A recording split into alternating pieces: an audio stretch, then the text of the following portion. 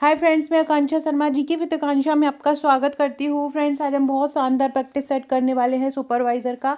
और ये महिला सुपरवाइज़र का प्रैक्टिस सेट 27 है। इसके पहले 26 प्रैक्टिस सेट मैं आपको करा चुकी हूँ। सारे ही जितने प्रैक्टिस सेट कराए हैं सारे ही एडवांस लेवल के प्रश्न हैं और बहुत महत्वपूर्ण हैं, जो आपको एग्ज़ाम में बहुत ज़्यादा हेल्प करने वाले हैं। पिछले अलग अलग स्टेट में जो क्वेश्चन पूछे गए हैं, नर्सिंग के एग्ज़ाम में जो क्वेश्चन पूछे गए हैं, एएनएम के एग्ज़ाम में जो क्वेश्चन पूछे गए हैं, जो गर्भवती महिलाओं से संबंधित है, प्रसव से संबंधित है, नवजात बच्चों से संबंधित है, वो सारे क्वेश्चन का ये कलेक्शन है। तो चलिए स्टार्ट करते हैं। पहला क्वेश्चन है इम्यूनोग्लोबिन। इम्यूनोग्लोबिन जिसको हम आईजीबी बोलते हैं, ये इम्यूनोग्लोबिन होता है और जिसे एंटीबॉडी भी कहा जाता है। इम्यूनोग्लोबिन को क्या कहते हैं? एंटीबॉडी भी कहते हैं। एंटीबॉडी क्या होती है? जो हमारे बॉडी के लिए प्रतिरक्षा प्रदान करती हैं, उनको हम एंटीबॉडी कहते हैं। ये बोल रहे हैं कि ये जो इम्यूनोग्लोबिन है ये किसके द्वारा निर्मित होती हैं? मस्तूल कोशिकाएं, टी लिम्फोसाइट द्वारा होती हैं, प्लेटलेट द्वारा होती हैं, बी लिम्फोसाइट द्वारा होती हैं, किसके द्वारा होती हैं? तो जो एंटीबॉडी होती हैं वो बी लिम्फोसाइट द्वारा निर्मित होती हैं। किसके द्वारा निर्मित होती हैं? बी लिम्फोसाइट द्वारा उत्पन्न होती है। अब ये होता क्या है? ये बी लिम्फोसाइट, ये टी लिम्फोसाइट, ये क्या होता है? तो ये लिम्फोसाइट जो होती हैं ये डब्ल्यूबीसी का ही एक प्रकार होता है। डब्ल्यूबीसी जिसको हम वाइट ब्लड सेल्स या श्वेत रक्त कोशिका बोलते हैं, इसका ही जो दो प्रकार होते हैं वो होते हैं, एक होता है बी लिम्फोसाइट और एक होता है टी लिम्फोसाइट। बी लिम्फोसाइट क्या होता है? बी लिम्फोसाइट कोशिकाएं जो होती हैं वो एंटीबॉडी बनाती हैं। एंटीबॉडी किसके लिए बनाती हैं? जैसे कि हमारे शरीर पे कोई बैक्टीरिया ने आक्रमण किया, हमारे शरीर पे किसी वायरस ने आक्रमण किया, है ना, तो वायरस या बैक्टीरिया जैसे आक्रमणकारियों को पकड़ लेती हैं और पकड़कर उनको नष्ट कर देती हैं। कौन सी कोशिकाएं? बी सेल्स, जो बी लिम्फोसाइट होती हैं। और जो टी लिम्फोसाइट होती हैं ये क्या करती हैं? ये कोशिकाएं कोई विदेशी आक्रमणकारी होता है उससे सीधे लड़ती हैं और साइटोकिन्स बनाती हैं, हमारे जो जीव द्रव्य होता है। और ये जो होती हैं टी कोशिकाएं, ये थाइमस में निर्मित होती हैं। टी कोशिका कहाँ निर्मित होती हैं? थाइमस में। और जो बी कोशिकाएं होती हैं वो अस्थि मज्जा में बनती हैं। कहाँ बनती हैं? अस्थि मज्जा में बनती हैं। बी कोशिका कहाँ बनती हैं? अस्थि मज्जा में बनती हैं। टी कोशिका कहाँ बनती हैं? थाइमस में बनती हैं। दोनों ही किसका प्रकार है? व्हाइट ब्लड सेल्स या श्वेत रक्त कोशिकाओं का प्रकार होता है। डब्ल्यूबीसी का ही प्रकार होता है बी लिम्फोसाइट और टी लिम्फोसाइट। बी लिम्फोसाइट जो होती हैं वो हमारे शरीर में एंटीबॉडी बनाती हैं ताकि जो हमारा शरीर है वो जो बाहर से आक्रमण कर रहे हैं, बैक्टीरिया आक्रमण कर रहे हैं, वायरस आक्रमण कर रहे हैं, उनको नष्ट कर दे, उनको पकड़कर नष्ट करने के लिए ये होती हैं। जबकि टी लिम्फोसाइट क्या होती हैं? ये आक्रमणकारियों से सीधे लड़ती हैं और साइटोकिन्स बनाती हैं। टी कोशिकाएं कहाँ पर बनती हैं? टी लिम्फोसाइट बनता है थाइमस, थाइमस मतलब मस्तिष्क में बनती है। और ये बी लिम्फोसाइट कोशिकाएं कहाँ बनती हैं? अस्थि मज्जा में बनती हैं। दोनों ही याद रखिएगा, दोनों किसके प्रकार हैं? श्वेत रक्त कोशिका के प्रकार हैं, मतलब व्हाइट ब्लड सेल्स के प्रकार है। अब आपके लिए यहीं से एक क्वेश्चन दे रही हूँ मैं। डब्ल्यूबीसी का जीवन काल कितना होता है? डब्ल्यूबीसी का जीवन काल कितना होता है? ये आप मुझे कमेंट करके बताएंगे। सारे लोग जिनको मेरे वीडियोस पसंद आते हैं सारे लोग कमेंट करके बताइएगा कि डब्ल्यूबीसी का जीवन काल कितना होता है। जैसे कि आरबीसी का 120 दिन होता है, वैसे ही डब्ल्यूबीसी का क्या होता है। अगला क्वेश्चन है, लेप्रोस्कोपिक वंधीकरण करते समय महिला को किस स्थिति में रखना चाहिए? ये लेप्रोस्कोपिक वंधीकरण क्या होता है? तो ये एक शल्य प्रक्रिया होती है। इसमें क्या होता है, जो नाभि होती है, जैसे कि ये एक महिला की नाभि है, इसके ऊपर थोड़ा सा एक चीरा लगा दिया जाता है और चीरा लगा के एक लेप्रोस्कोप नाम का एक उपकरण होता है वो अंदर डाला जाता है महिला के अंदर गर्भ नलिका में, जहाँ पर फैलोपियन नलिका होती है। और उस यंत्र द्वारा उस फैलोपियन नलिका को क्या कर देते हैं? बंद कर देते हैं। अब जब फैलोपियन नलिका को बंद ही कर देंगे तो शुक्राणु क्या होगा? उसके अंदर नहीं पहुंचेगा। अब शुक्राणु नहीं पहुंचेगा तो महिला क्या होगी? बच्चे को जन्म नहीं दे पाएगी। तो इस प्रकार से इसको हम लेप्रोस्कोपिक वंधीकरण बोलते हैं। क्योंकि इसमें लैप्रोस्कोपिक यंत्र का उपयोग किया जाता है, इसलिए इसको लैप्रोस्कोपिक वंधीकरण बोलते हैं। वंधीकरण का मतलब क्या होता है? एक स्थायी वंधीकरण होता है, एक ऑपरेशन होता है जिससे महिला जो है एक गर्भ निरोध स्थायी हो जाता है। वो कभी बच्चे को जन्म नहीं दे पाएगी, क्योंकि उसकी जो फैलोपियन नलिका है उसको क्या कर दिया जाएगा? बंद कर दिया जाएगा। और बंद कैसे किया जाएगा? चीरा लगा किया जाएगा। महिला की जो ये इस प्रकार से नाभि होती है, उसके बगल से एक चीरा लगाकर इसको करते हैं। इसका मैं एक चित्र भी बता देती हूँ। देखिए ये इस प्रकार से कर सकते हैं। ये जो महिला की नाभि है, इसके बगल से छोटा सा चीरा लगा के, ये चीरा लगाया बहुत छोटा सा लगाते हैं, और फिर इसके अंदर लैप्रोस्कोपिक यंत्र डालते हैं। उसमें एक टॉर्च भी लगी हुई होती है, उसको देखकर और वहीं पर जो फैलोपियन नलिका है, डॉक्टर उस फैलोपियन नलिका को बंद कर देते हैं। अब क्वेश्चन क्या पूछ रहे थे? क्वेश्चन यहाँ पूछ रहे हैं कि इस समय महिला को किस स्थिति में रखना चाहिए? तो इस समय महिला को लिथोटॉपी स्थिति में रखना चाहिए। लिथोटॉमी स्थिति बोलते हैं, सॉरी। इसमें क्या होता है कि पैरों को बाहर रख देते हैं और शरीर को थोड़ा सा उठा लेते हैं, उसको हम लिथोटॉमी स्थिति बोलते हैं। मैं बता देती हूँ कौन सी स्थिति होगी, एक बार आप डायग्राम से भी देख लेंगे। ये देखो, ये लिथोटॉमी पोजीशन होती है। इस स्थिति में जब महिला को प्रसव भी किया जाता है, महिला की डिलीवरी भी की जाती है, तब भी उसको इसी पोजीशन में, लिथोटॉमी पोजीशन में ही लिटाया जाता है ना। इससे क्या होता है? उसके पेट पे बल पड़ता है और बच्चा जो होता है बाहर आने में उसको प्रेशर बनता है। तो इसको हम क्या बोलते हैं? लिथोटॉमी पोजीशन बोलते हैं। तो याद रखिएगा, अगर लैप्रोस्कोपिक बंधीकरण करना है, लैप्रोस्कोपिक गर्भ निरोधक करना है, तो महिला को किस स्थिति में लिटाया जाता है? लिथोटॉमी स्थिति में महिला को लिटाया जाता है। क्या होता है ये? एक स्थायी जन्म नियंत्रण की एक विधि होती है, लैप्रोस्कोपिक बंधीकरण, जिसमें महिला की डिंब वाहिनी नलिका में या फैलोपियन नलिका में रुकावट डाली जाती है। ये टॉपिक या फैक्ट याद रखना। अगला क्वेश्चन है, ब्रैक्सटन हिक्स संकुचन क्या होता है? ब्रैक्सटन हिक्स संकुचन क्या होता है? ऑप्शन है, गर्भावस्था के दौरान होने वाला संकुचन, यौवन आरंभ के दौरान होने वाला संकुचन, गर्भाशय संकुचन जो बच्चे के जन्म के बाद होता है, या गर्भाशय के दौरान हृदय संकुचन। तो ये क्या होता है? ब्रैक्सटन हिक्स, इसको सबसे पहले ब्रैक्सटन ने बताया था इस संकुचन के बारे में, इसलिए इसको ब्रैक्सटन हिक्स संकुचन कहते हैं। ये क्या करता है कि जैसे कि बच्चा माँ के पेट में है, अब माँ को क्या होता है ना कि एक आभास होता है झूठा कि अब बच्चा बाहर आने वाला है, अब बच्चा बाहर आने वाला है। तो वो जो आभास होता है झूठा, उसमें क्या होता,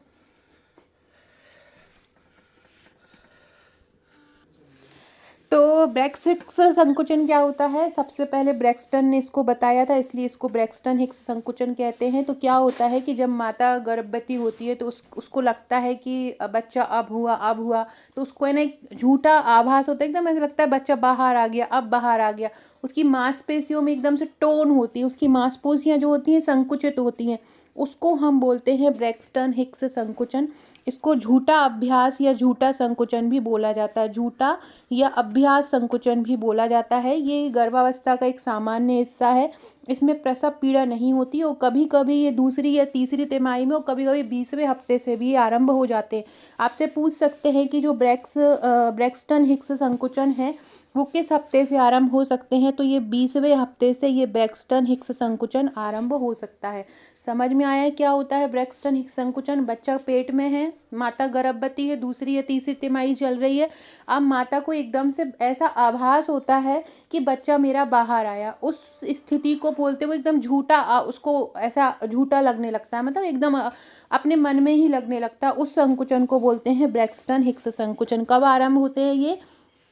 20वें सप्ताह से आरंभ हो सकते हैं। ये मांसपेशियों को टोन करते हैं और अनियमित संकुचन इसको बोल सकते हैं। क्या बोल सकते हैं? अनियमित संकुचन इसको बोल सकते हैं। अगला क्वेश्चन है, अगला है 5 निर्धारित गृह दौरों के लिए HV/C श्रेणी के प्रत्येक बच्चे के लिए आशा कार्यकर्ता को कितनी प्रोत्साहन राशि का भुगतान किया जा रहा है? ये HV/C होता क्या है? HV/C को हम बोलते हैं home based care for young child. Home based care for young child क्या होता है इसका full form? Home based care for young child, मतलब छोटे बच्चों के लिए घर पर आधारित देखभाल। इसमें क्या होता है, आंगनवाड़ी में ये योजना 2018 से आरंभ हुई है। HVYC जो योजना है कब से आरंभ हुई है, 2018 से आरंभ हुई है। इसमें क्या बोला जाता है, इसमें बोला जाता है कि जो आंगनवाड़ी में जो लोग नहीं आ पाते तो महिला क्या है, घर घर जाएं, जो आंगनवाड़ी कार्यकर्ता हैं, और बच्चे की पोषण देखरेख सारी जानकारी एकत्रित करें और उनको जो भी चीज़ें हैं वो उपलब्ध कराएं पोषण संबंधित। तो इसके लिए कार्यकर्ता को कितना राशि दी जाती है प्रत्येक बच्चे के हिसाब से, तो प्रत्येक बच्चे का, अगर वो एक बच्चे के घर जाती है 250, दो के घर जाएंगी तो 500 रुपये, इस प्रकार से पैसे दिए जाते हैं। और इस कार्यक्रम के तहत जो आशा कार्यकर्ता हैं वो बच्चे के पास तीसरे, छठवें, 9वें, 12वें और 15वें महीने में जाती हैं। एक बच्चे की देखरेख के लिए तीसरे, छठवें, 9वें, 12वें और 15वें महीने में जाती हैं। क्वेश्चन एक ANM का एग्ज़ाम हुआ था, उसमें ये पूछा गया था कि इसमें आंगनवाड़ी कार्यकर्ता किस महीने में नहीं जाती हैं, है ना। तो वो इन पांचों का याद रखना है आपको, 3, 6, 9 और 12 और 15वें महीने में जाती हैं आशा कार्यकर्ता। ये भी पूछ सकते हैं कि ये जो HVYC कार्यक्रम है या ये home based care for young child कार्यक्रम है, ये किसके तहत शुरू किया गया है, तो ये राष्ट्रीय स्वास्थ्य मिशन के तहत या NHM के तहत शुरू किया गया है। NHM की स्थापना कब हुई थी, NHM की स्थापना 2013 में हुई थी। NHM कब बना था, राष्ट्रीय स्वास्थ्य मिशन कब बना था, 2013 में बना था। और उसी के तहत ये शुरू किया गया है ये कार्यक्रम, जिसमें आशा कार्यकर्ताएं छोटे बच्चों के लिए घर पर ही देखभाल उपलब्ध कराती हैं। प्रत्येक बच्चे के लिए 250 रुपये दिए जाते हैं। और इस बच्चे के लिए कब कब जाना रहता है आशा, तीसरे, छठवें, 9वें, 12वें और 15वें महीने में जाती हैं। याद रखिएगा, बहुत इंपॉर्टेंट क्वेश्चन है ये। अगला है, नवजात पुनर्जीवन में लैरेंजियल मास्क एयरवे के उपयोग की सिफारिश कब की जाती है।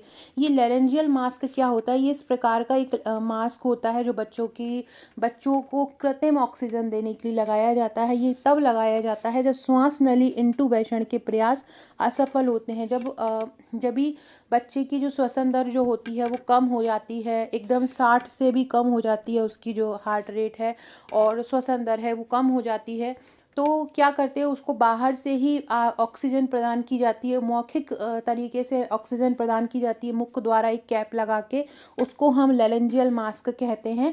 ये कब किया जाता है, जब श्वास नली, जब हम नली के द्वारा, जब एक तरीका होता है कि नली के द्वारा बच्चे को ऑक्सीजन पहुंचाना, लेकिन जब नली के द्वारा भी ऑक्सीजन नहीं पहुंच पाती है तब हम किसका उपयोग करते हैं, लैरेंजियल मास्क MLA का उपयोग, लैरेंजियल मास्क एयरवे का उपयोग करते हैं। इस पूरे का लैरेंजियल मास्क एयरवे को हम शॉर्ट फॉर्म में LMA कहते हैं।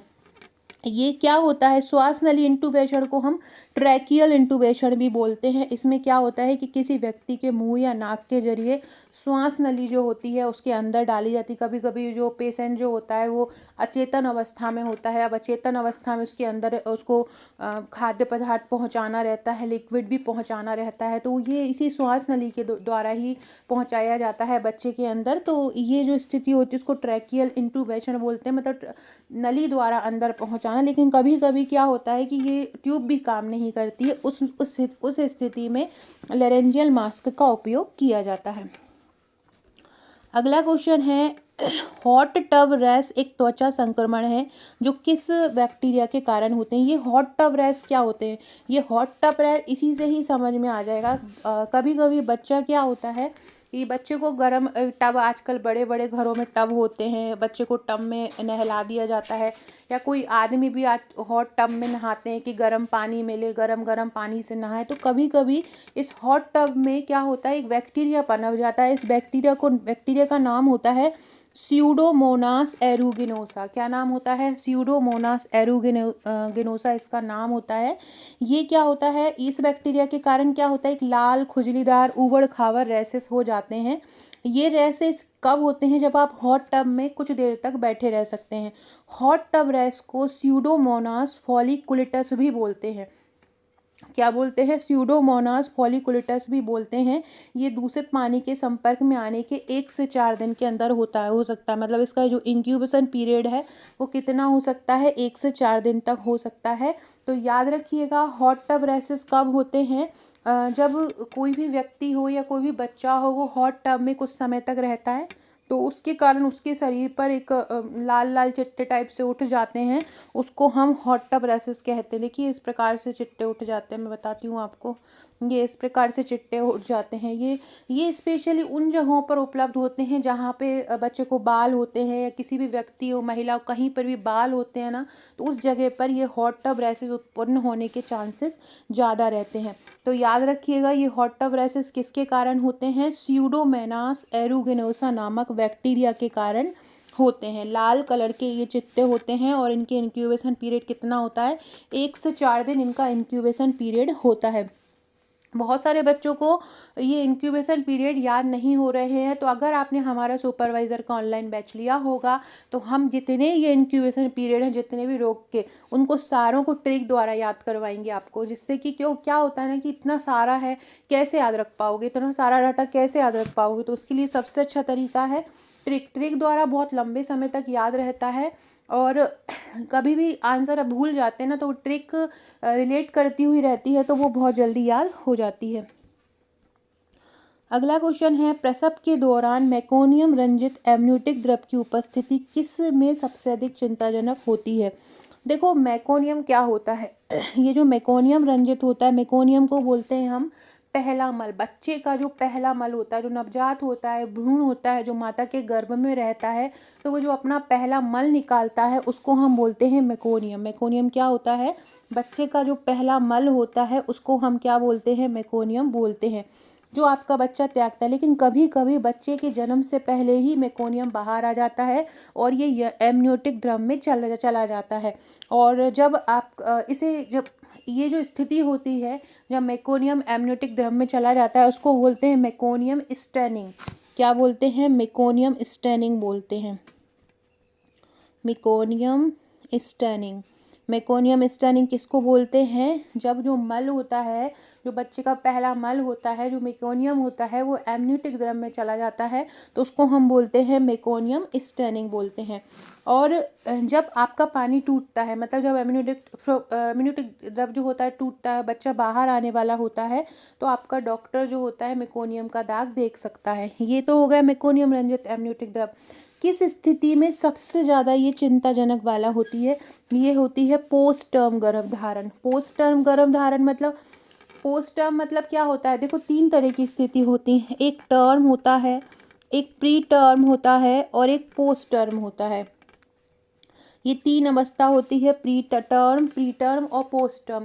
टर्म मतलब क्या होता है? यदि बच्चा 40 हफ्तों में ही हो जा रहा है ना। प्री टर्म क्या होता है? यदि बच्चा 37 सप्ताह या उससे पहले होता है, तो उसको प्री टर्म बोलते हैं। और पोस्ट टर्म क्या होते हैं?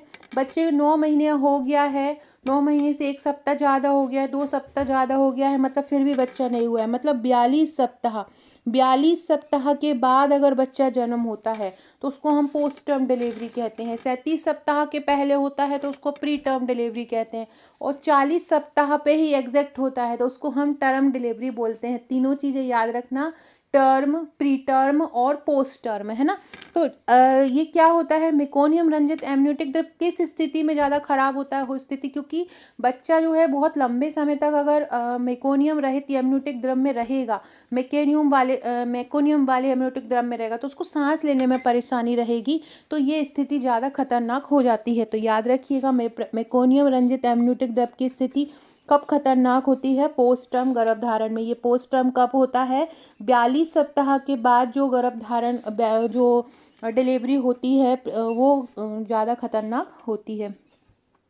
अगला है, प्रसव पूर्व जांच के दौरान सेकेंड विजिट के बीच निर्धारित की जानी चाहिए। मतलब बोल रहे हैं, जो प्रसव पूर्व जांच होती है, उसकी सेकेंड विजिट कब निर्धारित की जानी चाहिए? देखो पहली विजिट तो कब करनी चाहिए? जैसे ही पता चले कि गर्भ धारण हुआ है, चेक करने के लिए आपको पहली जांच करनी चाहिए, पहले बार डॉक्टर के पास जाना चाहिए। और जो सेकेंड, मतलब लगभग 4 विजिट तो करना ही चाहिए डॉक्टर के पास। और जो सेकेंड विजिट है वो कब करना चाहिए? 4 से 6 महीने में।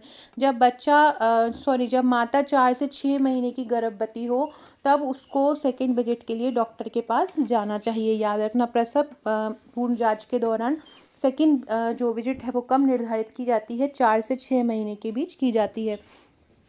मैंने कल एक आपको प्रैक्टिस सेट कराया था, 26वां प्रैक्टिस सेट, और उसके पहले मैंने एक गर्भवती महिला से संबंधित करीब 50 MCQ करवाए थे हमारी ए सीरीज़ में। मेरे जो महिला सुपरवाइज़र के 2-3 कोर्स चल रहे हैं, बिल्कुल निःशुल्क हैं यूट्यूब पर, आप उनको देखकर भी सुपरवाइज़र का एग्ज़ाम निकाल सकते हैं। उसमें एक ए सीरीज़ चल रही है, ए सीरीज़ में 69 वीडियो हो चुके हैं, और प्रैक्टिस सेट चल रहा है जिसमें 26 हो चुके हैं और 27वां अपन कर रहे हैं।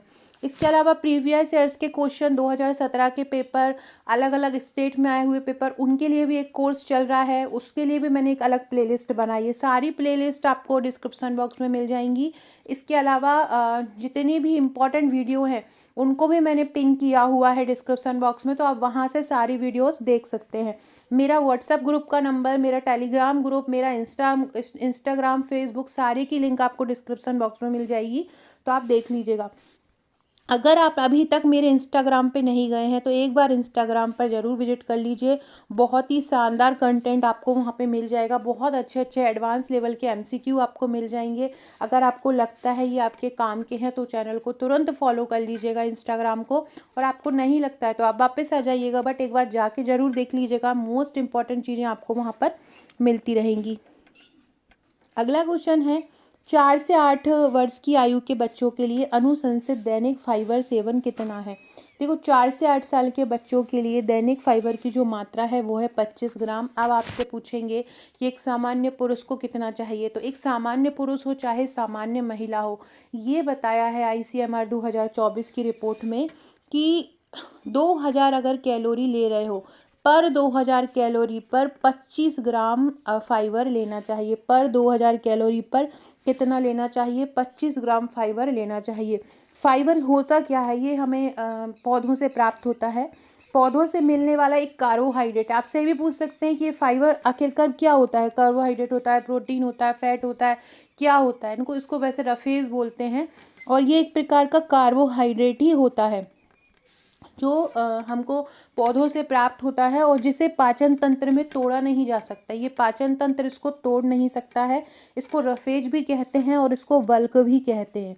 इसको रफेज भी कहा जाता है, और इसको क्या कहा जाता है? इसको बल्क भी कहते हैं, और क्या कहते हैं? रफेज भी कहते हैं। और ये जितना फाइबर कोई भी व्यक्ति ग्रहण करेगा उतना ही ज़्यादा उसका पाचन तंत्र सही रहता है।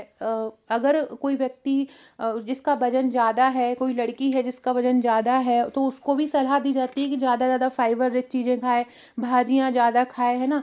तो ये क्योंकि पाचन तंत्र को अच्छा करता है, रक्त शर्करा को भी स्थिर रखता है। अगर किसी के शरीर में शर्करा का स्तर ज़्यादा है, ब्लड में शर्करा ज़्यादा घुल गई है, तो उसको क्या करना चाहिए? उसको ज़्यादा फाइबर रिच चीज़ें खाना चाहिए, तो वो शर्करा को स्थिर रखती हैं।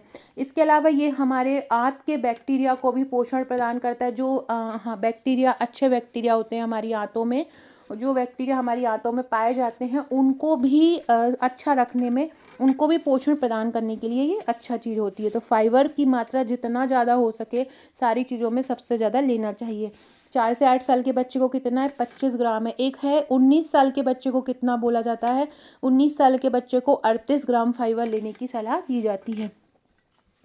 अगला है, सक्रिय हेपेटाइटिस C संक्रमण के लिए अनुशंसित दैनिक आहार अनुशंसित नैदानिक परीक्षण कौन सा होता है। देखो, यहाँ पे इसी नाम से ही समझ में आ रहा है, हेपेटाइटिस C संक्रमण, ये आ रहा है HCV। HCV को बोलते हैं हेपेटाइटिस C वायरस संक्रमण। हेपेटाइटिस C, HCV का क्या बोलते हैं? HCV का मतलब ही होता है हेपेटाइटिस C वायरस। ये इसका जो टेस्ट होता है RNA PCR परीक्षण होता है। ये क्या होता है? इसको हम पूरा फुल फॉर्म होता है पॉलीमरेज चेन रिएक्शन।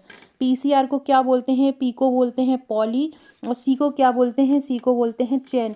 तो पॉलीमरेज चेन रिएक्शन नामक प्रक्रिया के जरिए किया जाने वाला एक टेस्ट होता है। इसमें क्या करते हैं? रक्त में मौजूद हेपेटाइटिस C वायरस की मात्रा को नापा जाता है कि रक्त में हेपेटाइटिस C की कितनी मात्रा है। इस टेस्ट से पता चलता है कि आपके रक्त में हेपेटाइटिस C वायरस है अथवा नहीं है। अगर होता है, वायरस मौजूद होता है, तो इसकी जांच की जाती है, जिसको हम वायरल लोड परीक्षण भी बोलते हैं या वायरल लोड भी बोलते हैं। तो इसके लिए कौन सा परीक्षण किया जाता है? हेपेटाइटिस C के लिए HCV RNA PCR परीक्षण किया जाता है। हेपेटाइटिस जो C होती है, वो यकृत से संबंधित बीमारी होती है। इससे यकृत में सूजन आ जाती है, रक्त द्वारा ये एक व्यक्ति से दूसरे व्यक्ति में फैलता है। फ्रेंड्स, ये है हमारा हम जीतेंगे सुपरवाइज़र बैच, और जो कि इसके नाम में ही मेंशन है हम जीतेंगे, तो आप जो भी ये बैच से ज्वाइन किया होगा और वो 100% जीतेगा, क्योंकि हम हर वो संभव प्रयास कर रहे हैं कि कोई भी टॉपिक आपका छूटे नहीं। हम आपको हज़ारों की संख्या में एमसीक्यू देंगे, थ्योरी देंगे। थ्योरी का ऐसा नहीं कुछ भी लिख दिया है कठिन से बुक्स में लिख दिया है, कुछ भी छाप दिया, ऐसा नहीं है। हैंड रिटन बहुत इजी लैंग्वेज में हर टॉपिक कवर कराया जा रहा है। छोटे से छोटे टॉपिक को बारीकी से समझाया जा रहा है। वीडियो लेक्चर्स है, कठिन से कठिन टॉपिक है अगर और याद नहीं हो रहा है तो हम ट्रिक द्वारा याद करवा रहे हैं। जैसे कि आईसीएमआर रिपोर्ट हुई, योजनाओं की डेट हुई, अधिनियम की धाराएं हुई, या कोई भी डाटा हुआ, किसी की भी डेट हुई। सपोज कीजिए आपका दृष्टि विकलांग संस्थान कहाँ पर है, यही को है कि देहरादून में है, तो इसी को ही कैसे याद रखोगे, है ना। तो जब दृष्टि खराब हो जाती है तो सारा कुछ हरा हरा हरा हरा दिखता है। तो इस प्रकार से हम ट्रिक द्वारा सारे टॉपिक याद करवा रहे हैं, सारे संस्थान याद करवा रहे हैं। जितना भी 4th चैप्टर है जो आपका सिलेबस का है, वो सारा आपको बहुत इजी लैंग्वेज में सॉल्व होगा। 3rd part, 2nd part, 1st part, सारा कुछ हम बहुत इजी लैंग्वेज में कवर करा रहे हैं। साथ में आपको दे रहे हैं पीवाईक्यू, प्रीवियस ईयर्स के क्वेश्चन भी तैयार करवा रहे हैं, अलग अलग स्टेट में आए हुए क्वेश्चन सॉल्व करवा रहे हैं। टॉपिक वाइज ई बुक है, 1000 सीडीवी के एमसीक्यू है, करीब 500 प्लस विशेष आवश्यकता वाले बच्चों के एमसीक्यू मिलेंगे। 1000 आईसीएमआर 2020 और 2024 के एमसीक्यू मिलेंगे। 2500 प्लस योजना के एमसीक्यू, 2000 प्लस अधिनियम वस्तुनिष्ठ मिलेंगे। टॉपिक तैयार करवा के सबसे मेन चीज़ हमारे यहाँ सबसे ज़रूरी चीज़ जो होती है ना, वो है टेस्ट। आप कहीं पर भी टेस्ट दोगे, संडे को दोगे, सैटरडे को दोगे, एक दिन दोगे, लेकिन हमारे यहाँ हर दिन टेस्ट होता है। एक दिन रात को 10 बजे, जो 10 बजे नहीं दे पाता वही अगले दिन 4 बजे दिन में दे सकता है। एक दिन तैयारी होती है, फिर अगले दिन टेस्ट होता है। तैयारी के लिए एक टॉपिक दिया जाता है, उसको उसकी पीडीएफ दी जाती है, उसको तैयार करवाया जाता है, प्रैक्टिस करवाई जाती है और फिर उसका टेस्ट लिया जाता है। ट्रिक द्वारा टॉपिक तैयार करवाए जाते हैं अगर कोई टॉपिक कठिन है तो। सारा कुछ आपको मिलने वाला है ओनली 799 रुपये में। 799 ऑनलाइन चार्ज है अगर आप ऑनलाइन लेते हैं। अगर आप हमारी ये 7 बुकलेट भी मंगवाना चाहते हैं साथ में, तो इसका चार्ज है 1699। डेली टारगेट रहता है, डेली आप टेस्ट देंगे, डेली आप पढ़ाई करेंगे, कठिन टॉपिक ट्रिक द्वारा याद करेंगे और 100% सिलेक्शन लेंगे। इसमें आपको 2 टेलीग्राम ग्रुप और 1 व्हाट्सएप ग्रुप रहता है। कोई एप्लीकेशन पर तैयारी नहीं होती है, टेलीग्राम और व्हाट्सएप पर तैयारी करवाई जाती है। टेलीग्राम पर ही वीडियो लेक्चर्स होते हैं। 2 टेलीग्राम, एक टेलीग्राम पूरा टेस्ट के लिए रहता है और एक में आपको सारी पीडीएफ, सारे वीडियोस, ऑडियोज, ट्रिक सब कुछ दिया जाता है। जो भी नया अभी से स्टार्टिंग करना चाहते हैं या जिसको लगता है मेरी पूरी तैयारी हो गई, कोई भी ज्वाइन कर सकता है। सारा कुछ हम दोबारा से करवाएंगे, सब कुछ आपका रिवीजन होता रहता है, हर पार्ट को हम रिवाइज कराते रहते हैं। साथ में करीब 100 प्रैक्टिस सेट, जैसा कि प्रैक्टिस सेट मैं आपको अभी करा रही हूँ, ऐसे ही करीब 100 प्रैक्टिस सेट आपको करवाए जाएंगे, जिसमें आपका एक भी प्रश्न बाहर नहीं होगा। आप अदर स्टेट में आए हुए क्वेश्चन देखिएगा, हम अगर जो हमसे पढ़ाई कर रहे हैं वही का वही पेपर छापा हुआ है जो हम पढ़ा रहे हैं। इसके अलावा 2017 2014 के पूरे पेपर भी सॉल्व कराएंगे। ये 7 बुकलेट हैं, अगर आप हार्ड कॉपी भी साथ में मंगवाना चाहते हैं।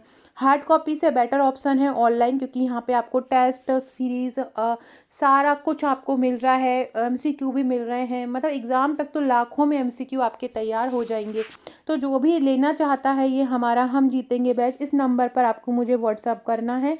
व्हाट्सअप करके आपको बोलना है कि मैम हमको पैकेज लेना है, हम आपको पेमेंट नंबर देंगे, पेमेंट करके आपको स्क्रीनशॉट देना है, देन हम आपको तीनों ग्रुप से ऐड कर लेंगे।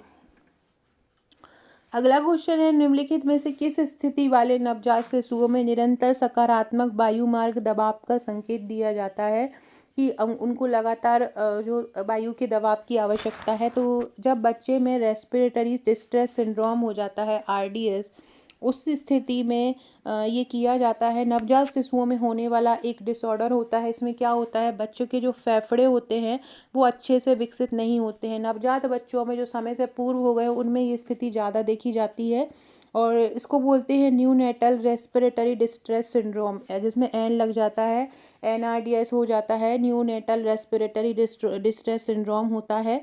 और जो अपनी ड्यू डेट से पहले ही जन्म ले लेते हैं, उनके लिए ये चीज़ कभी कभी आपने देखा होगा, जनरली मोस्टली केसेस होते हैं, बच्चे को क्या होता है ऑब्जर्वेशन में रखा जाता है, उसको अलग से आर्टिफिशियल जो सांस दी जाती है, क्योंकि उसके जो फेफड़े होते हैं वो अच्छी तरह से काम नहीं कर रहे होते हैं, अच्छी तरह वर्क नहीं कर रहे होते हैं, सांस भी एकदम धीरे धीरे आ रही होती है। तो इसमें क्या होता है, इसमें ये वायु मार्ग दबाव दिया जाता है ताकि वो सांस जो है वो प्रॉपर आना, कि कभी कभी बच्चे के अंदर कुछ मल वगैरह, कुछ माँ की चीज़ें भी अंदर चली जाती हैं, उसको बाहर निकाल के अच्छे से जो सकारात्मक अच्छे से बच्चा सांस ले पाए, उसके लिए ये जो सकारात्मक वायु मार्ग दबाव दिया जाता है, जिससे कि उसमें खिंचाव उत्पन्न हो पाए।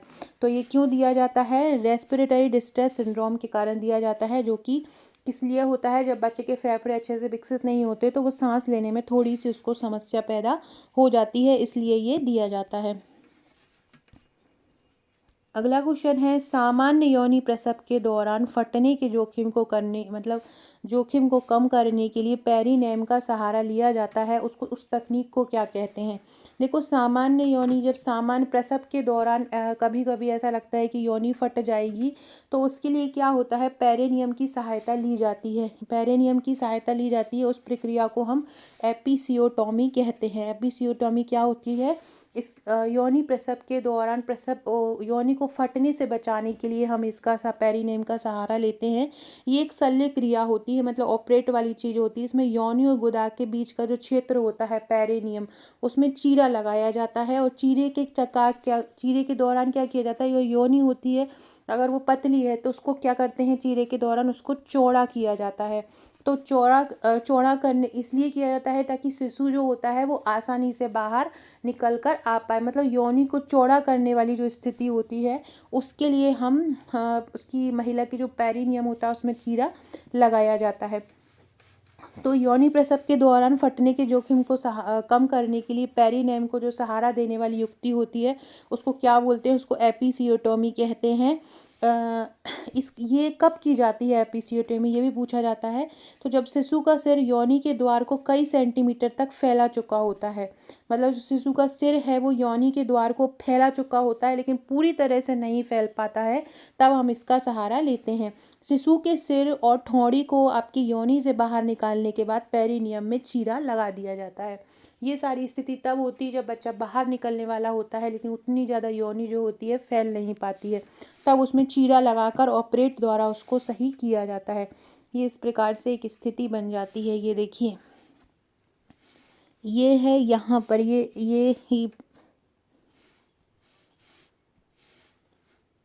ये जो स्थिति होती है, ये पेरिनियम, यहाँ पर ये चीरा लगा दिया जाता है और उससे ये चौड़ा किया जाता है ताकि बच्चे का जो सिर है वो पूरी तरह से बाहर आ जाए। इस स्थिति को क्या बोलते हैं, एपिसियोटोमी बोलते हैं। अगला क्वेश्चन है, प्रसव में उच्च रक्तचाप के प्रबंधन के लिए पसंद की जाने वाली दवा कौन सी है, लेविटालॉल है। कौन सी है, लेविटालॉल जो दवाई होती है वो दी जाती है प्रसव उत्तर, मतलब ये बच्चा हो गया है, बच्चा होने के बाद महिला का बीपी जो होता है एकदम से बढ़ जाता है, तो उस बीपी को कम करने के लिए कौन सी दवाई दी जाती है, लेविटालॉल दवाई दी जाती है। अगला है, मध्य प्रदेश में जन्म दर कितनी है। तो मध्य प्रदेश में जन्म दर की बात की जाए तो मध्य प्रदेश में जन्म दर 24.5 है, और मृत्यु दर की बात की जाए राष्ट्रीय परिवार स्वास्थ्य सर्वेक्षण के आंकड़ों के अनुसार तो मध्य प्रदेश में जो मृत्यु दर है वो है 41। नवजात मृत्यु दर है, नवजात मृत्यु दर कितनी है, 41 है, मतलब 41 बच्चे जो होते हैं वो जन्म होने के कुछ समय बाद ही मर जाते हैं। तो मृत्यु दर कितनी है, 41 है। अगर बोले टोटल मृत्यु दर कितनी, ओवरऑल मतलब जो पूरे बड़ों की जो बड़ा हुआ छोटा हुआ सबकी मृत्यु दर, ओवरऑल कितनी मृत्यु दर है, तो जो ओवरऑल मृत्यु दर है वो 6.5 है। और ओवरऑल जन्म दर कितनी है, 24.5। और बच्चों की जन्म दर कितनी है, 28 है। और जो ओवरऑल जन्म दर है वो कितनी है, 24.5। और मृत्यु दर कितनी है, 6.5।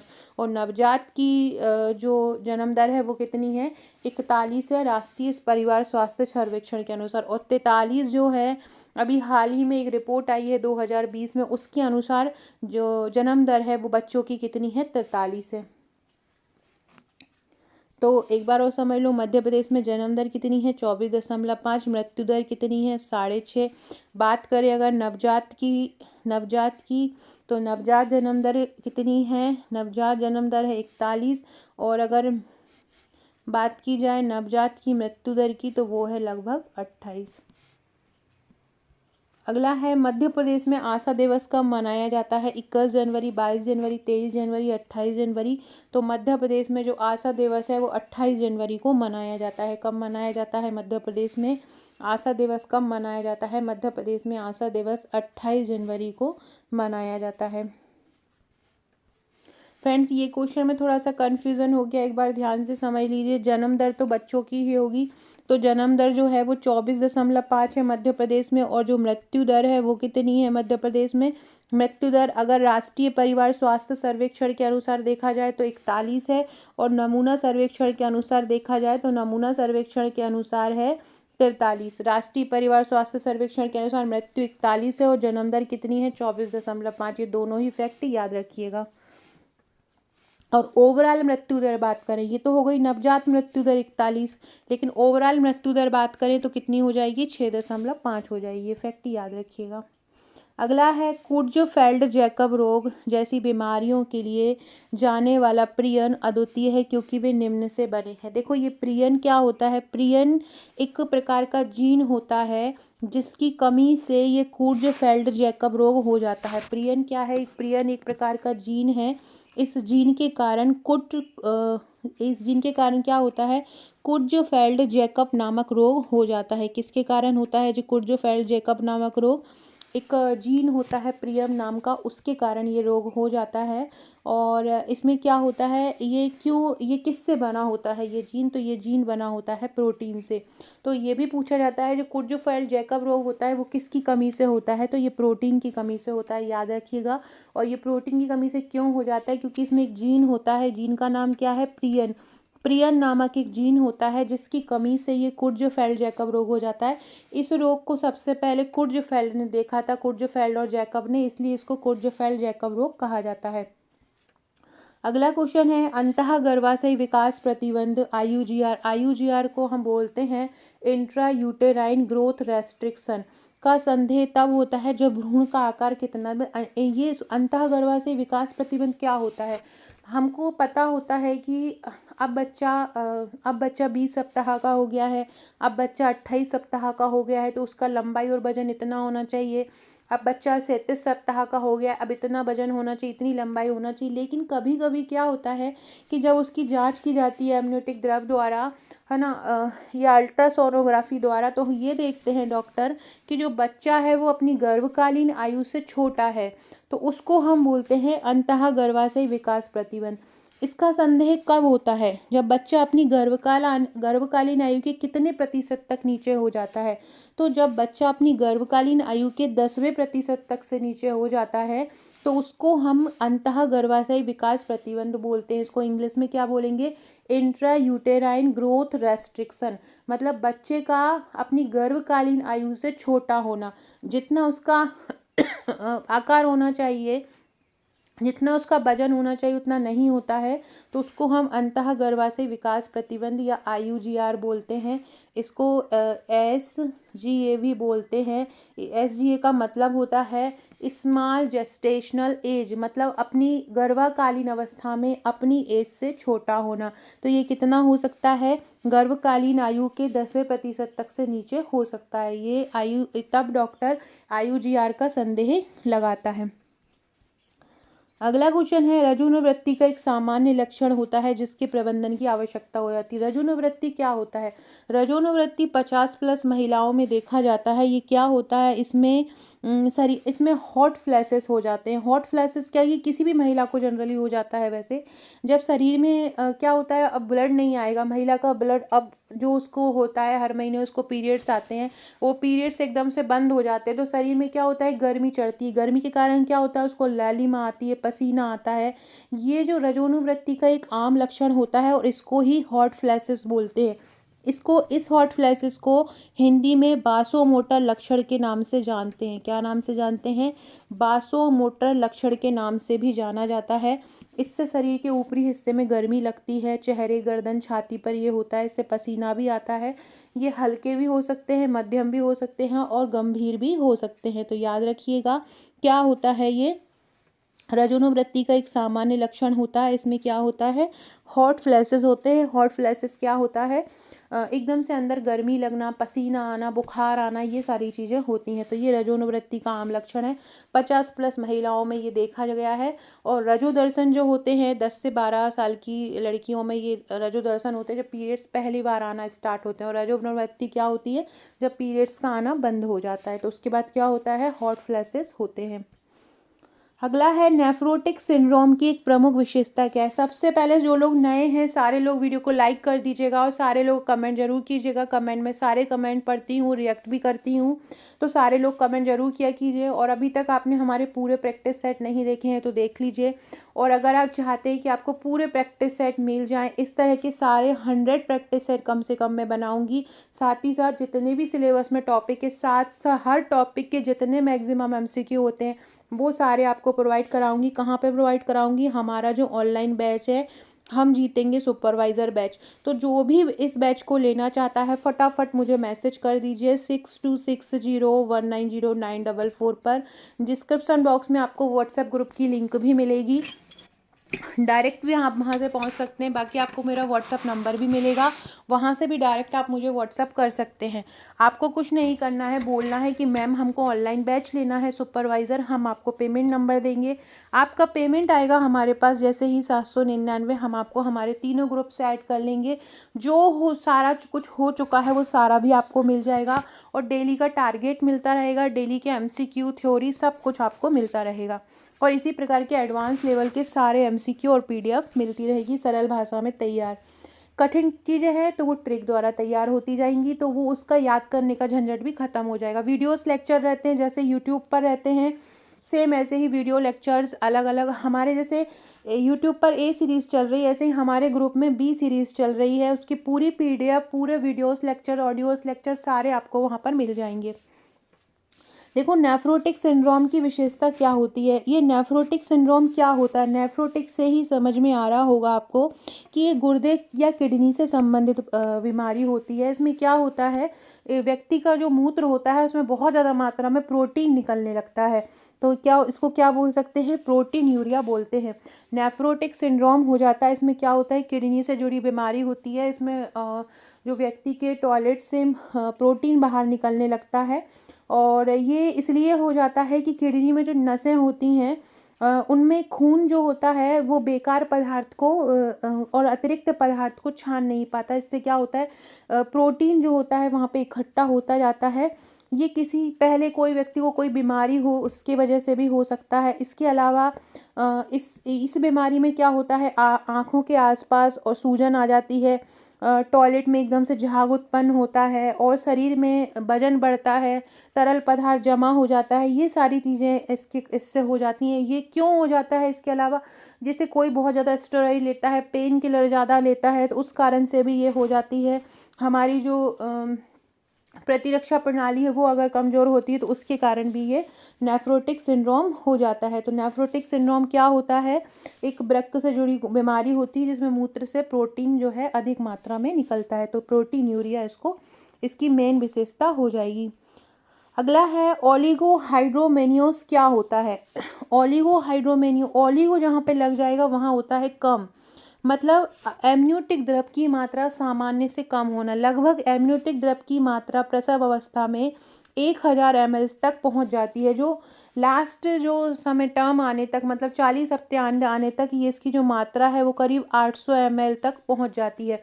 मतलब जो 37वां सप्ताह होता है गर्भधारण का, उस सप्ताह तक तो ये लगभग 1000 होती है। उसके बाद ये जो एमनियोटिक द्रव की मात्रा धीरे धीरे कम होती है, लेकिन इसकी मात्रा का 500-600 ml से भी कम होना ओलिगोहाइड्रोमेनियोस कहलाता है। इसका कारण क्या होता है? इसका कारण होता है भ्रूण वृद्धि प्रतिबंध। मतलब इसका क्या कारण हो सकता है कि भ्रूण की जो वृद्धि है वो अच्छे से ना हो पाए। अगर एमनियोटिक द्रव कम हो जाता है तो भ्रूण की वृद्धि भी इसके लिए, मतलब भ्रूण की वृद्धि भी कम हो जाती है, जिसको हम भ्रूण वृद्धि प्रतिबंध भी बोलते हैं। भ्रूण वृद्धि प्रतिबंध का मतलब होता है जितनी ग्रोथ होना चाहिए बच्चे के अंदर गर्भ में, वो नहीं होती है। वो किसके कारण होती है? ओलिगोहाइड्रोमेनियोस के कारण होती है। ओलिगोहाइड्रोमेनियज क्या होता है? एमनियोटिक द्रव का कम होना। इसके अलावा एक होता है पॉलीहाइड्रोमेनियोस। पॉलीहाइड्रोमेनियोस का मतलब होता है बहुत ज़्यादा मात्रा में एमनियोटिक द्रव होना, और ओलिगो का मतलब क्या होता है? बहुत कम होना। जब 1000 से भी ज़्यादा हो जाता है तो उसको पॉलीहाइड्रोमेनियोस कहते हैं। खतरनाक वो भी स्थिति होती है और खतरनाक ये भी स्थिति होती है। सामान्य स्थिति होती है 500 से 800 ml जो होता है वो एमनियोटिक द्रव की मात्रा जो होती है वो सही होती है। अगला है प्रसवोत्तर थायराइडिटिस की घटना सबसे अधिक कब पाई जाती है? देखो, थायराइडिटिस का मतलब क्या होता है? थायराइड ग्रंथि में सूजन आना। तो प्रसव के बाद आमतौर पर महिलाओं की क्या होता है, गर्भावस्था के बाद की बात है कि महिलाओं में क्या होता है, थायराइड ग्रंथि में सूजन आ जाती है। इससे बहुत कम महिलाएं प्रभावित होती हैं। ये अपने आप होने वाली बीमारी होती है, और इसमें सबसे पहले हाइपरथायराइडिज्म होता है और फिर हाइपोथायराइडिज्म होता है। पहले हाइपर होता है, फिर हाइपो होता है। मतलब पहले थायराइड बढ़ जाता है और फिर क्या होता है, कम हो जाता है ज़रूरत से ज़्यादा। तो ये स्थिति कहलाती है प्रसवोत्तर थायराइडिटिस। ये घटना कब पाई जाती है? प्रसव के 1 से 4 महीने में, ये महीने के बाद, मतलब डिलीवरी होने के 1 से 4 महीने के बाद ये स्थिति पाई जाती है। अगला है, किस उम्र में एक बच्चे से दोस्ती विकसित करने और दूसरे के प्रति चिंता दिखाने की उम्मीद की जाती है? लगभग 4 साल में। 4 साल में एक बच्चे से दोस्ती विकसित करने का मन होता है कि हाँ, ये मेरा दोस्त है, अब मेरे दोस्त को कोई परेशान मत करो। उसको चिंता बच्चे को हो जाती है। तो किस उम्र में हो जाती है? जब बच्चा लगभग 4 साल का होता है तब उसको ये हो जाता है। अगला क्वेश्चन है, गर्भावस्था के दौरान गर्भाशय को सहारा देने और उसकी स्थिति बनाए रखने में कौन सा लिगामेंट महत्वपूर्ण भूमिका निभाता है? इसका आंसर है ब्रॉड लिगामेंट। क्या होता है? तो गर्भाशय का ब्रॉड लिगामेंट गर्भाशय को सहारा देने के लिए होता है। सुनौड़ी मतलब उसकी पैल्विक के भीतर ही पाया जाता है। और एक चौड़ा और सपाट लिगामेंट होता है। संयोजी ऊतक की एक परत होती है। ये संयोजी ऊतक की एक परत होती है जो गर्भाशय, अंडाशय और डिंब वाहिनी को ढकती है। इसमें गर्भाशय की नलिकाएं भी होती हैं और रक्त वाहिकाएं भी होती हैं। तो ये चीज़ें याद रखिएगा। गर्भाशय को सहारा देने कौन सा लिगामेंट महत्वपूर्ण भूमिका निभाता है? ब्रॉड लिगामेंट महत्वपूर्ण भूमिका निभाता है। एक चित्र बताती हूँ आपको। ये पूरा पेल्विक का हिस्सा है। इसके चारों तरफ एक लिगामेंट होता है। लिगामेंट जो उसको टेका देने में मदद करता है, उसको हम बोलते हैं लिगामेंट। तो इसको क्या बोलेंगे? इसको कौन सा लिगामेंट बोलते हैं? ब्रॉड लिगामेंट इसको बोला जाता है। अगला है, एक बच्चे को निम्नलिखित किस वर्ष की आयु तक कम से कम 3 शारीरिक अंगों वाले व्यक्ति का चित्र बनाने में सक्षम होना चाहिए? मतलब जो एक व्यक्ति के कम से कम 3 अंग बना ले। तो 4 साल का बच्चे को बोलेंगे कि हाथ बना लो, पैर बना लो, तो वो अपने अनुसार बना सकता है कि हाँ, ये 3 या 4 अंग वो गिन सकता है। हाथ है, पैर है, आँख। बच्चों को पूछो ये आइस है, ये नोज़ है, ये सारा बता देता है। तो किस उम्र तक बच्चा 3 शारीरिक अंग वाले व्यक्ति का चित्र बनाने में सक्षम हो जाता है? तो 4 साल में हो जाता है। अगला है, स्तन कैंसर का शीघ्र पता लगाने का सबसे प्रभावी तरीका क्या है? देखो, इसमें नाम से ही समझ में आ जाएगा, मैमोग्राफी। स्तन से संबंधित कोई भी जानकारी लेना हो तो मैमोग्राफी का ही अध्ययन किया जाता है। तो क्या हो जाएगा? इसका नियमित मैमोग्राफी स्क्रीनिंग हो जाएगा। अगला है, नवजात पुनर्जीवन में एसिस्टोल या गंभीर ब्रेडीकार्डिया के लिए पसंद की दवा कौन सी होती है? एपिनेफ्रीन एक दवा होती है। ब्रेडीकार्डिया क्या होता है? श्वसन दर जो होता है वो बहुत कम हो जाना, लगभग 60 से कम श्वसन दर हो जाना को हम ब्रेडीकार्डिया बोलते हैं। श्वसन की गति मंद होना, ब्रेडीकार्डिया क्या होता है? श्वसन की गति मंद होना को बोलते हैं ब्रेडीकार्डिया। और इसमें कौन सी दवाई दी जाती है? एपिनेफ्रीन दी जाती है। अगला है, जन्म के बाद 6 हफ्तों के दौरान न्यूनतम कितनी प्रसवोत्तर देखभाल सिफारिश की जाती है? तो जन्म के बाद पहले 6 हफ्तों के दौरान, मतलब जन्म बच्चे का हो गया है उसके पहले, जन्म के बाद के पहले 6 हफ्तों के दौरान कितनी प्रसवोत्तर देखभाल विजिट की सिफारिश की जाती है? 3 बोला जाता है कि 3 विजिट कम से कम डॉक्टर के पास हो। प्रसव पूर्व मुलाकातों के दौरान गर्भकालीन मधुमेह की जांच आमतौर पर कब की जाती है? तो ये मधुमेह जो होता है वो 24 से 28 सप्ताह में ज़्यादा देखा जाता है। तो इसी समय की जांच आमतौर पर बोला जाता है कि मधुमेह की चेक कराया जाए। तो गर्भावस्था के 24 से 28 सप्ताह में मधुमेह की जांच का बोला जाता है। अगला क्वेश्चन है, प्रसव के 24 घंटे से 12 सप्ताह के बाद होने वाले द्वितीयक प्रसवोत्तर रक्तस्राव का कारण क्या होता है? देखो, प्रसव के 24 घंटे से 12 सप्ताह के बाद मध्य मतलब ये कब होता है? मतलब बच्चे प्रसव के 24 मतलब प्रसव हो गया है, उसके 24 घंटे से 12 सप्ताह में के बाद क्या होता है कि अचानक से रक्त स्राव हो जाता है। तो वो क्या कारण हो सकता है? तो हो सकता है सो प्लेसेंटा का जो टुकड़े हों वो अंदर महिला के पेट में कहीं पर रह गए हों, महिला की योनि में, गर्भ में कहीं पर रह गए हों, उसके कारण रक्त स्राव होता है। तो उसको क्या बोलते हैं? इसको बोलते हैं रिटेंड प्लेसेंटल फ्रेगमेंट, मतलब प्लेसेंटल के जो टुकड़े हैं उनका महिला के अंदर रह जाना, जिसके कारण से उसको रक्त स्राव होने लगता है। तो प्रसव के 24 घंटे बाद से ये 12 सप्ताह के बाद कभी भी इस प्रकार से जो ब्लड बाहर जो आता है, रक्तस्राव जो होता है, वो क्यों होता है? रिटेंड प्लेसेंटल फ्रेगमेंट के कारण होता है। मतलब प्लेसेंटा के कुछ अपसेस जो है वो अंदर रह जाना, जो कि बाद में टुकड़ों में आता है। इसको थोड़ा सीरियस लेके इसको बाहर निकाल देना चाहिए ताकि महिला के साथ और कोई बेकार स्थिति ना हो। गर्भवती महिला में गंभीर और लगातार सिर दर्द किसके जो संभावित जोखिम के कारण तत्काल रेफरल की आवश्यकता का संकेत दे सकता है? तो यदि जेस्टेशनल हाइपरटेंशन क्या होता है कि यदि गर्भावस्था में महिला गर्भवती है और उसका बीपी एकदम हाई हो जाता है और उसके कारण उसको बहुत तेज सिर दर्द होता है, तो महिला की स्थिति ज़्यादा खराब हो जाती है और उसको तुरंत हॉस्पिटल ले जाना चाहिए। अगर वो जेस्टेशनल हाइपरटेंशन है, मतलब गर्भावस्था में बीपी का बढ़ना है, तो उसको तुरंत क्या करते हैं? डॉक्टर के यहाँ ले जाते हैं, तभी सिर दर्द होता है। कितने जन्मों के बीच स्वस्थ अंतर माना जाता है? मतलब एक बच्चे और दूसरे बच्चे के बीच कितना अंतर होना चाहिए? तो वो एक महिला के लिए सबसे अच्छा माना जाता है और शिशुओं के जीवित रहने की संभावना में सुधार आता है, वो होता है 6 वर्ष। एक बच्चे और 2 बच्चे दूसरे बच्चे के बीच कितना साल का अंतर होना चाहिए? 6 साल का अंतर वो डॉक्टर ने बोला है होना चाहिए। एपिड्यूरल एनाल्जेसिया के साथ अशक्त महिला में प्रसव के लंबे दूसरे चरण को कितने समय से अधिक समय तक चलने वाले रूप में परिभाषित किया है? एपिड्यूरल एनाल्जेसिया क्या होता है? तो इसमें क्या होता है कि प्रसव का समय है, प्रसव चल रहा है महिला को, प्रसव जो होता है 4 चरणों में होता है। अब प्रसव महिला को चल रहा है, लेकिन महिला की जो पेल्विक है उसमें है ना बहुत ज़्यादा दर्द हो रहा है। अब महिला का जो पेल्विक साइड है उसमें बहुत ज़्यादा दर्द होता है। उस दर्द को कम करने के लिए, लगभग 3-4 घंटे तक कम करने के लिए क्या किया जाता है? उसको एक एनाल्जेसिया मतलब एक दर्द रोकने वाला इंजेक्शन दे दिया जाता है ताकि उसको दर्द ना हो। उसको हम बोलते हैं एपिड्यूरल एनेस्थेसिया, क्योंकि वो जो महिला का जो ये रीढ़ की हड्डी वाले पार्ट में दिया जाता है, इसलिए उसको एपिड्यूरल बोलते हैं।